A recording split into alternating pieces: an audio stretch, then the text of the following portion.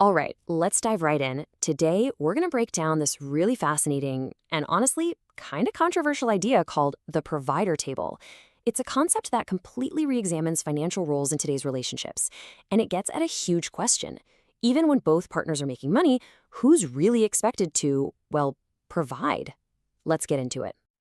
So, the whole idea we're exploring today, it's all built around this one really powerful metaphor. Picture this. A table can technically stand on three legs, right? But you know it's wobbly. You always kind of feel like something's missing, something's not quite secure. You still want that fourth leg for real stability. And that simple image, man, it just perfectly sets the stage for a very specific expectation about support and responsibility in a relationship. Okay, so that metaphor, that fourth leg, it leads us right to the heart of this whole thing, the provider role. But what does that even mean in the real world? Like, what are we actually talking about here? Let's break down what they mean by the lion's share. So, this concept has a really clear definition for a provider male. It's the person in the relationship who is expected to carry the primary financial weight for the household.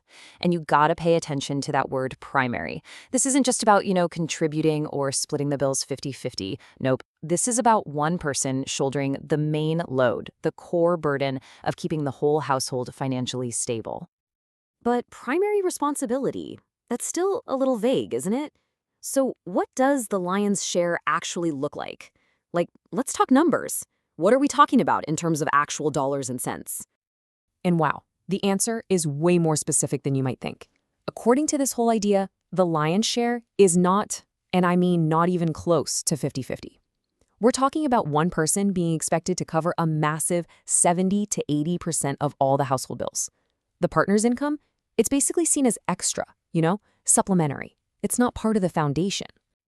Okay, hold on. This is where things get really interesting, because this is where a pretty traditional idea just smashes right into modern life.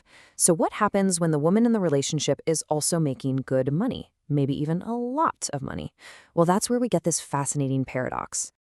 Now, you'd think, logically, that if a woman is earning a great income, that 70 to 80% expectation on the man would go down, right? It would adjust. But according to this provider table concept, that's just not how it works.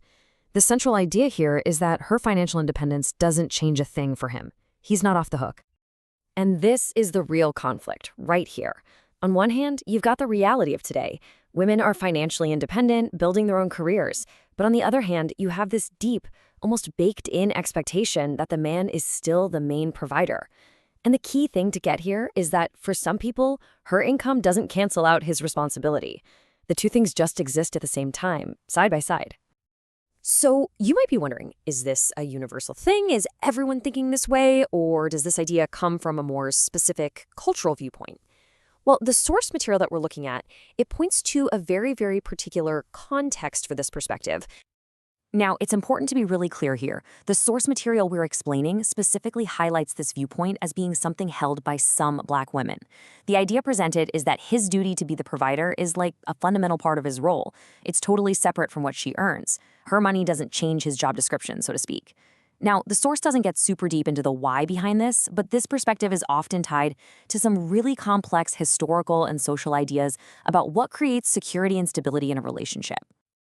All right, so we've looked at the definition, we've talked about the paradox and the specific cultural context. So what are the main things you should really take away from this whole provider table idea? Let's just boil it right down to the key points. First off, the provider table sets a really high financial bar. We're talking 70 to 80% of the bills on one person. Second, and this is the big one, that expectation doesn't necessarily go away just because his partner also has a great income. That's the paradox. And finally, the source material we're explaining connects this specific viewpoint to a cultural perspective held by some Black women. And all of this really leaves us with a huge question, doesn't it? I mean, in a world where two incomes is pretty much the norm, is this whole traditional idea of a single provider just outdated? Is it on its way out?